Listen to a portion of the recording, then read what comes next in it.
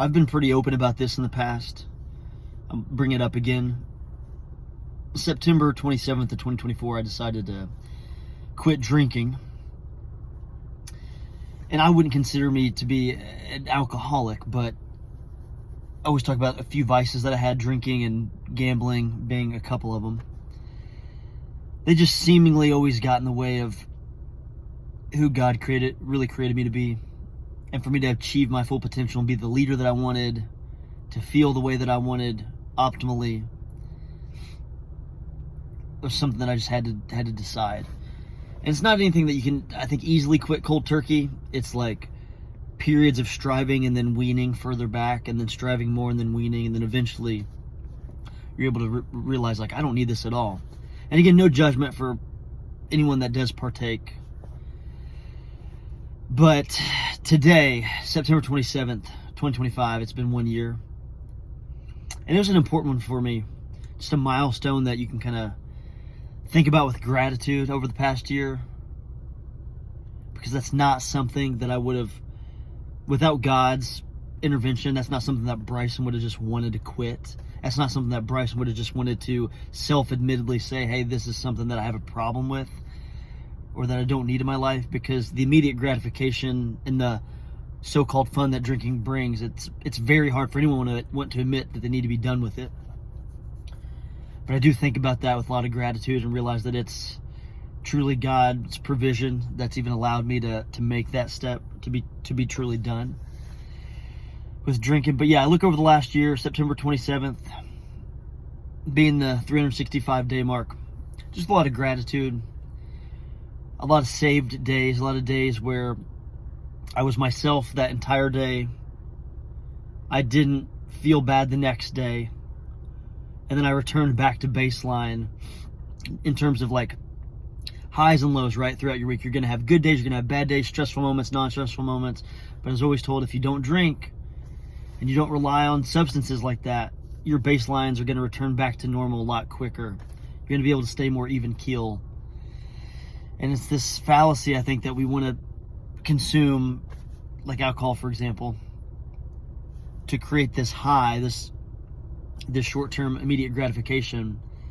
But what it does is it returns your baseline lower than what it was before. So then you drink more to feel normal, etc., right? We've seen this play out. People drink to feel normal in social interactions, but they do that for years on end, and then they start to they feel even less normal in social interactions on down the line after a continued pattern of getting help from booze or whatever. Again, no judgment, but this is just a personal video for me today. And in fact, I was at a concert all day long today, and wouldn't lie, I would be lying if I said I was never ever even tempted about the thought of something like drinking, because it can be fun, for that moment, for that day, the revelry, if you will. But just know in that moment, like, just to pause and stop myself and realize, like, no, long-term gratification for God, my family, my temple, like all those things that I always list as my priorities.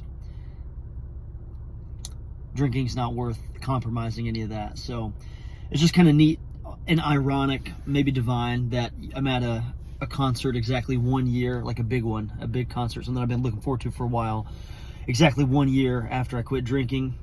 And it would have been so easy to kind of mail it in, or to cash in the chips, if you will, or to make the excuse of, oh, I hit 1 year, so now I can return back and start getting drunk again. And I felt just convicted to say, no, like, this is a forever, this is like a burn the ships thing. This isn't we're just gonna go back to having, sin on the calendar, or just go back to old ways just because you've hit 1 year. So point is, 1 year, stop drinking.